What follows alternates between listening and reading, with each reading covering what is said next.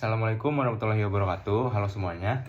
Perkenalkan, nama saya Muhammad Raffi Lami dengan NIM 66612401006. Video ini saya buat untuk memenuhi tugas ulangan akhir semester mata kuliah Manajemen Strategi.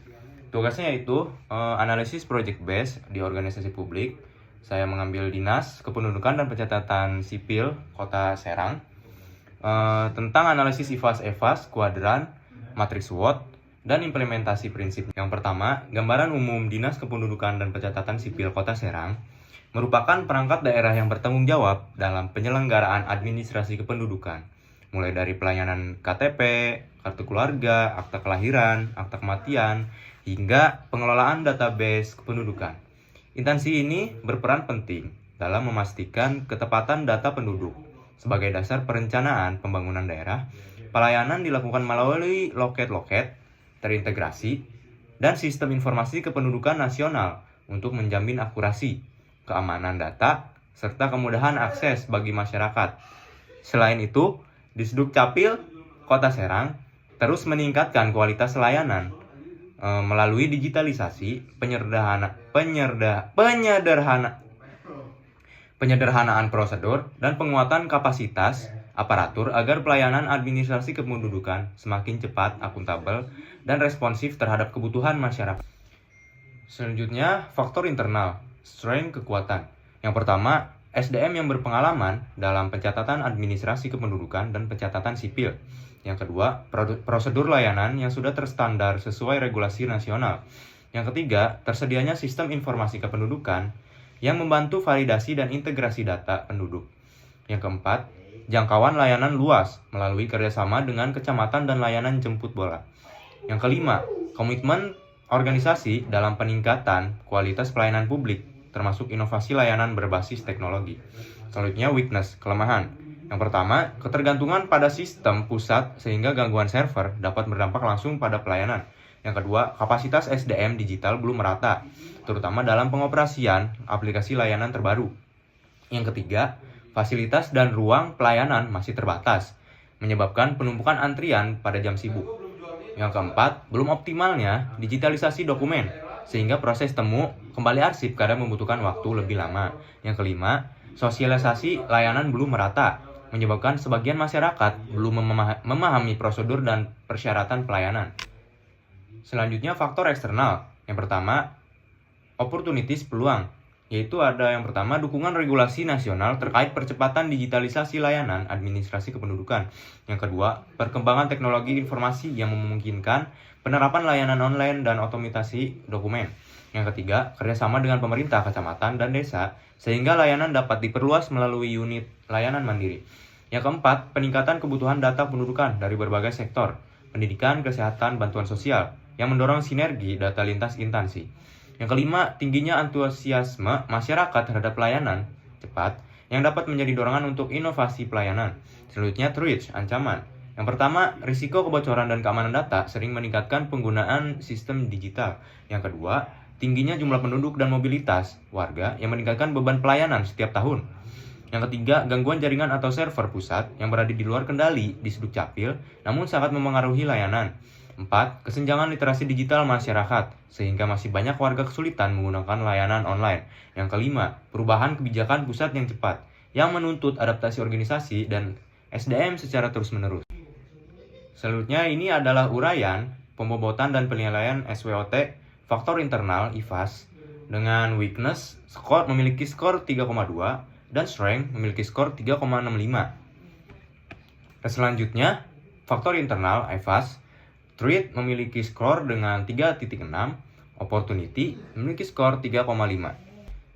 Selanjutnya, ini adalah uraian kuadran matriks SWOT dengan posisi IFAS yang bernilai positif dan EFAS bernilai negatif, maka SWOT di Disduk Capil Kota Serang berada di kuadran 2, Stability. Selanjutnya, strategi pengembangan Dinas Kependudukan dan Pencatatan Sipil Kota Serang. Strategi SO, Strength Opportunity. Yang pertama, memanfaatkan kekuatan untuk menangkap peluang mengoptimalkan SDM berpengalaman untuk mempercepat implementasi digitalisasi layanan Adminduk.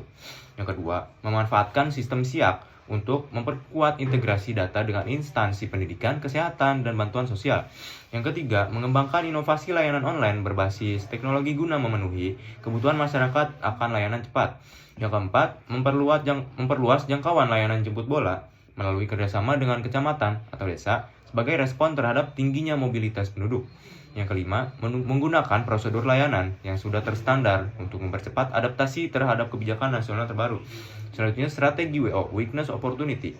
Yang pertama, mengurangi kelemahan dengan memanfaatkan peluang. Yang kedua, memperbaiki fasilitas layanan dengan dukungan regulasi pemerintah mengenai peningkatan kualitas pelayanan publik. Yang ketiga, mempercepat digitalisasi dokumen untuk memanfaatkan peluang integrasi dan permintaan data lintas sektor. Yang keempat, menguatkan sosialisasi layanan berbasis media digital untuk menjangkau masyarakat lebih luas. Yang kelima, mengembangkan layanan online sebagai solusi atas keterbatasan ruang dan antrean berlebih. Selanjutnya, strategi Strength Threat.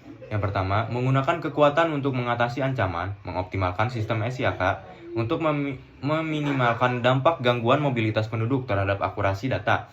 Yang kedua, memperkuat keamanan data melalui prosedur standar dan kompetensi SDM yang sudah berpengalaman. Yang ketiga, meningkatkan koordinasi dengan pusat untuk mengantisipasi gangguan server dan memastikan kelancaran pelayanan. Yang keempat, meningkatkan layanan jemput bola untuk warga yang memiliki keterbatasan literasi digital. Yang kelima, menyusun SOP adaptif agar kekuatan prosedur layanan terstandar mampu mengikuti cepatnya perubahan kebijakan nasional. Selanjutnya, strategi WT, Weakness Threat. Yang pertama, mengurangi kelemahan sekaligus mencegah ancaman, melakukan percepatan digitalisasi dokumen untuk mengurangi resiko kehilangan atau kerusakan arsip. Yang kedua, meningkatkan pelatihan pegawai untuk menghadapi perubahan kebijakan pusat dan tuntunan kompetensi baru. Yang ketiga, memperkuat infrastruktur jaringan lokal untuk mengurangi dampak gangguan sistem pusat. Yang keempat, memperluas edukasi kepada masyarakat guna mengatasi kesenjangan literasi digital. Yang kelima, mengoptimalkan perencanaan ruang pelayanan untuk mengurangi penumpukan warga seringnya meningkatkan permintaan layanan. Selanjutnya, implementasi strategi manajemen oleh Ibrahim tahun 2024. Menurut Ibrahim, perumusan strategi harus dimulai dengan analisis situasi spesifik organisasi. Untuk di Sdukcapil Kota Serang, ini memetakan kondisi layanan saat ini, kapasitas loket, tingkat digitalisasi SIAK, waktu layanan, dan penyebab antrian. Dari pemetaan tersebut ditetapkan tujuan strategis jangka menengah, misalnya 100% layanan utama terdigitalisasi dalam 2 tahun, penurunan waktu tunggu 40%, prioritas program, digitalisasi surat dan arsip, perluasan layanan jemput bola, penguatan literasi digital masyarakat, serta indikator kinerja terukur yang mengikat seluruh unit kerja. Selanjutnya ada pelaksanaan strategi. Menurut Ibrahim, pelaksanaan harus menerjemahkan sasaran ke dalam rencana aksi yang konkret. Yang pertama, rollout modul, digitalisasi dokumen, dan integrasi SIAK dengan portal layanan online. Yang kedua, pembentukan tim implementasi lintas bidang dengan peran jelas dan alokasi anggaran. Yang ketiga, program pelatihan inisiatif SDM untuk mengoperasikan sistem dan SOP baru. Serta yang keempat, pilot layanan digital di kecamatan prioritas lalu skala up. Berdasarkan evaluasi, seluruh kegiatan dilengkapi timeline, penanggung jawab, dan aliran sumber daya agar transformasi menjadi terukur dan terdokumentasi. Selanjutnya, evaluasi strategi. Menurut Ibrahim, evaluasi dilaksanakan melalui pengukuran berkala terhadap KPI dan mekanisme feedback cepat, pembuatan dashboard monitoring real time, waktu layanan IKM, jumlah layanan digital, review triwulan untuk mengidentifikasi gap, serta mekanisme corrective action, perbaikan SOP, penambah pelatihan penyesuaian anggaran. Selain itu, diterapkan audit kinerja tahunan dan survei kepuasan publik untuk memastikan strategi adaptif, akuntabel, dan berkelanjutan sesuai dinamika kebutuhan warga Kota Serang. Baik, ini adalah yang terakhir, yaitu lampiran The Balance Scorecard Dinas Kependudukan dan Pencatatan Sipil Kota Serang. Baik, saya cukupkan video kali ini. Kurang lebihnya mohon maaf. Assalamualaikum warahmatullahi wabarakatuh.